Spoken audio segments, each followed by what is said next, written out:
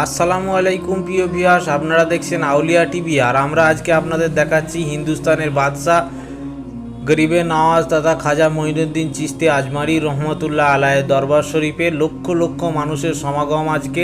আজকে জুম্মার দিনে জুম্মার নামাজ পড়ার পরে আজকে দেখতে পাচ্ছেন লক্ষ লক্ষ মানুষের সমাগম। আর আজকের দিনে একটা বিরাট অঘটন ঘটে গিয়েছে আজমির শরীফে।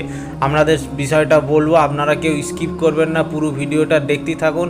আর আমাদের চ্যানেলটি সাবস্ক্রাইব করে রাখুন উলিয়া বিষয়ে জানতে, ভারতবর্ষে ইসলামিক ইতিহাস জানতে, পশ্চিমবাংলা তথা আশপাশের ইসলামিক ওলিয়াদের বিষয়ে জানতে আমাদের চ্যানেলটি সাবস্ক্রাইব করে রাখুন। আজকের আশ্চর্য বিষয়টি হলো, আজমির শরীফে খাজা মঈনুদ্দিন চিশতি রহমতুল্লাহ আলাইহির দরবারে কোনো ভারতীয় তথা কেন্দ্র সরকারের কোনো প্রতিনিধি দল আসে এবং তাকে দিয়ে গো ব্যাক বলে আওয়াজ তোলা হয়। হ্যাঁ, আজকেরই ঘটনা।